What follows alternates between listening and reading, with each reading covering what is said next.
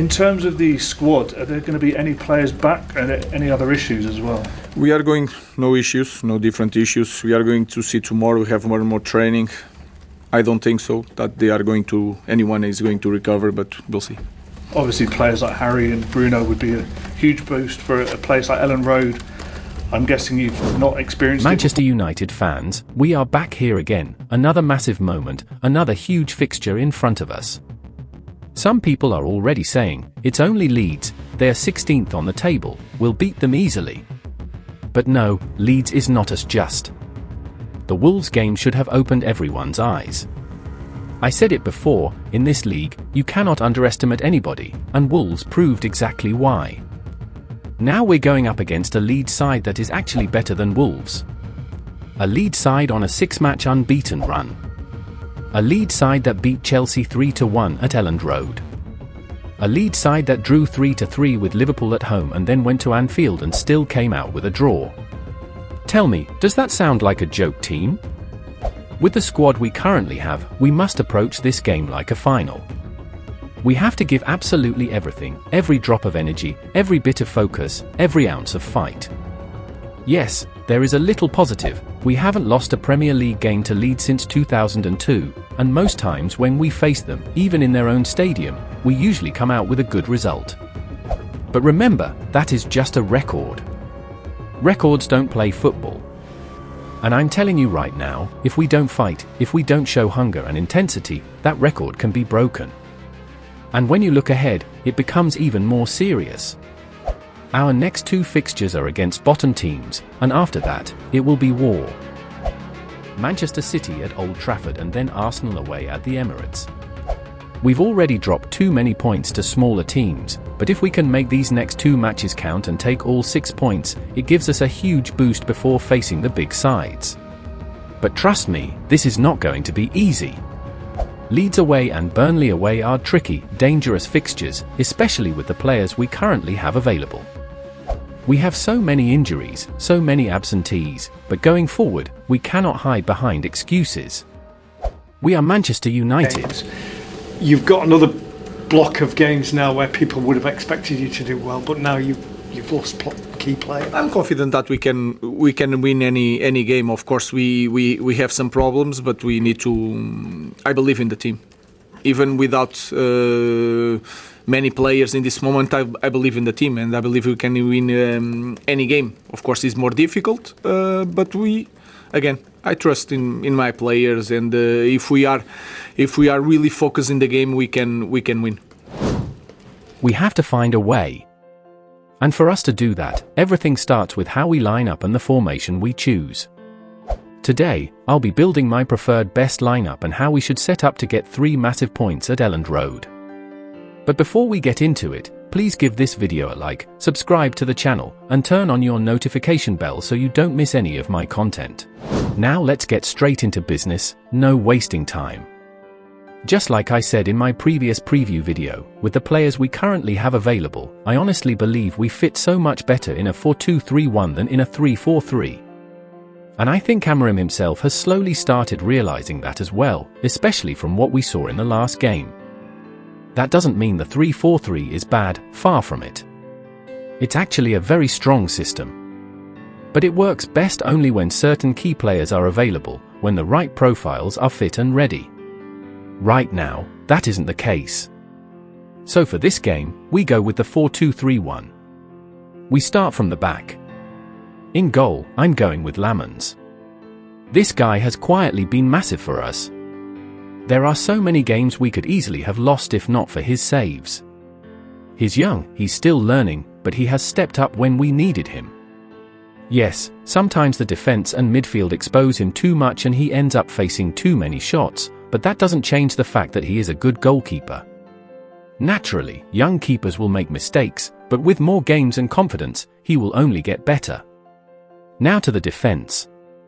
At right back, I'm going with Diogo Dalot.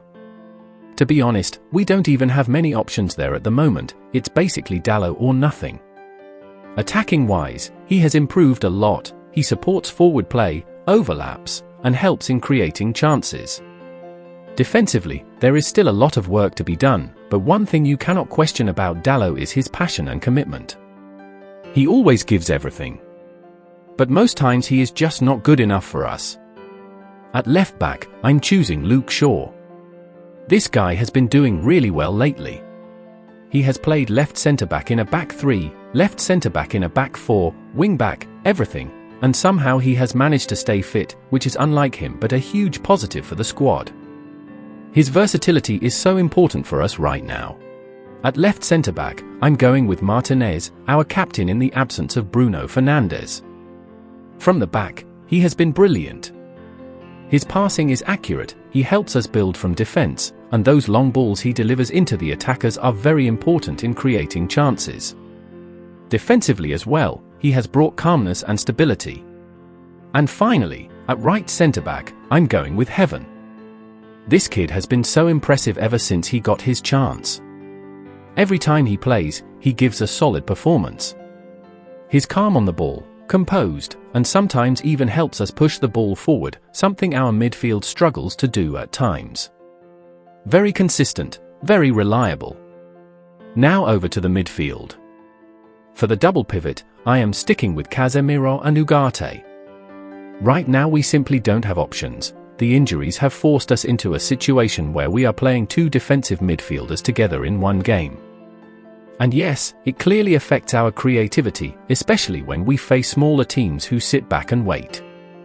This combination gives us defensive awareness, it gives protection, but it doesn't really help us control games, it just helps us survive them. Both of them struggle to control possession, they don't move the ball forward enough, they don't offer those calm long passes into dangerous areas, and we clearly saw how much that affected us in the last match. But the truth is, at this moment, we simply do not have a choice. However, there is still a way this setup can work, especially if we place a proper number 10 ahead of them who can connect everything together.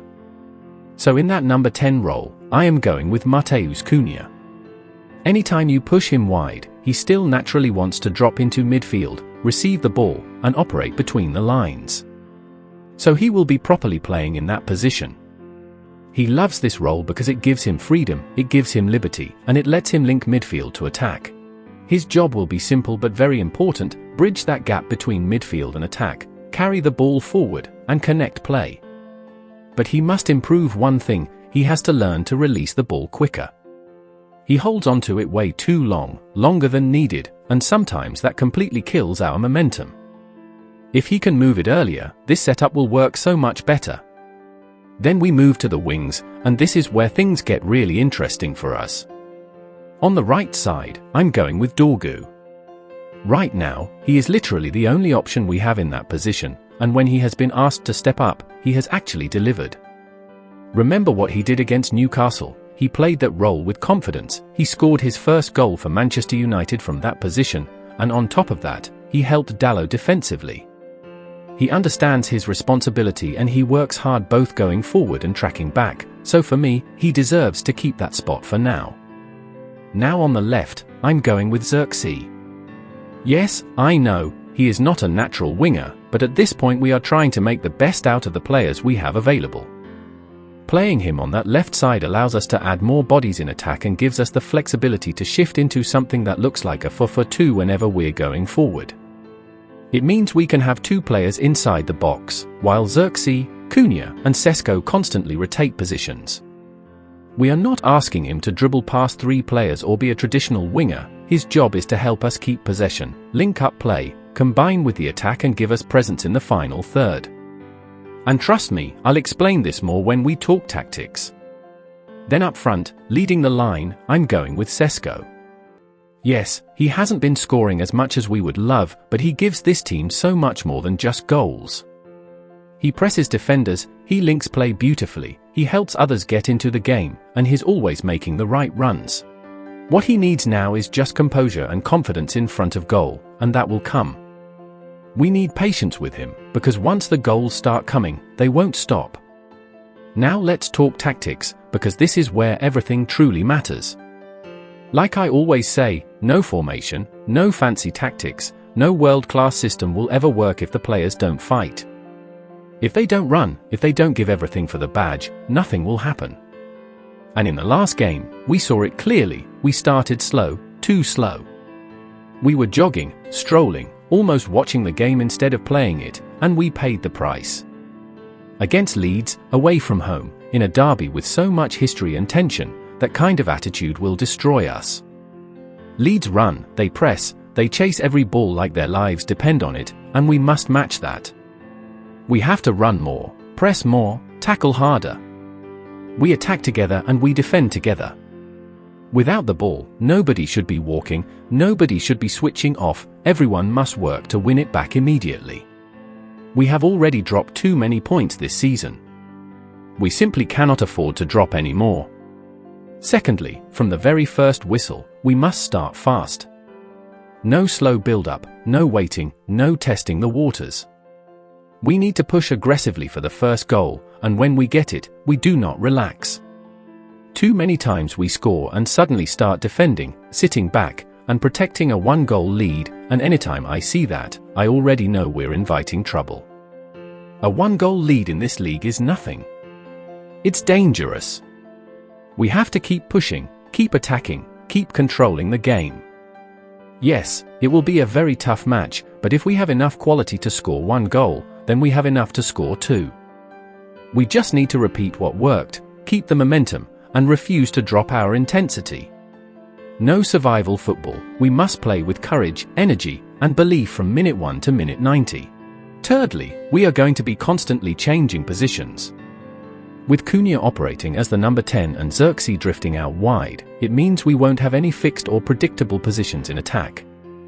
Our forward line will keep moving, rotating, adapting, always changing shape and confusing the opposition. At times, our attack will look completely different within the same passage of play, constantly switching roles and even shifting formations during the game just to keep Leeds guessing.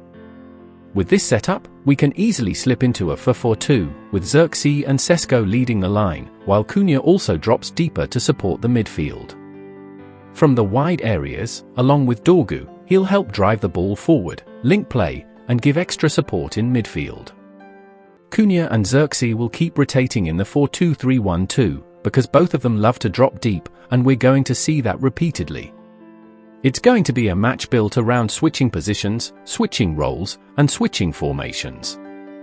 Now, our defense has to be fully locked in for the entire 90 minutes.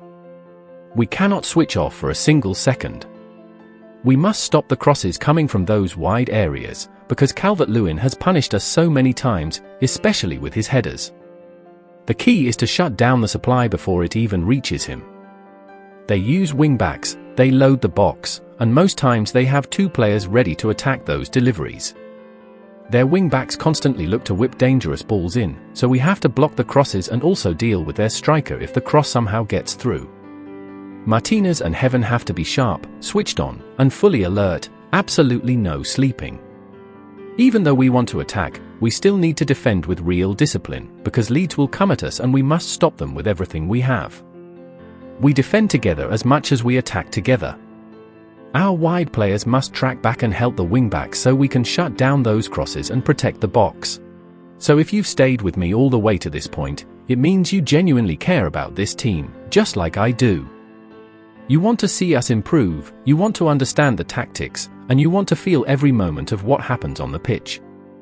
And that's why I love doing these videos, because we're building a community that actually watches football with passion, not just vibes.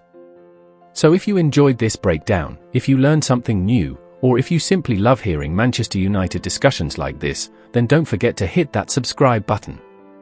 Turn on your notifications so you never miss any of my uploads, because we have so many more deep analyses, match previews, reactions, and honest opinions coming your way. Drop your thoughts in the comments too, I want to hear from you. Drop your preferred formation and line up in the comment section. Let's talk, let's debate, let's enjoy football together. Thank you so much for watching, and I'll see you in the next one. Please make sure you subscribe, stay tuned, and stay passionate.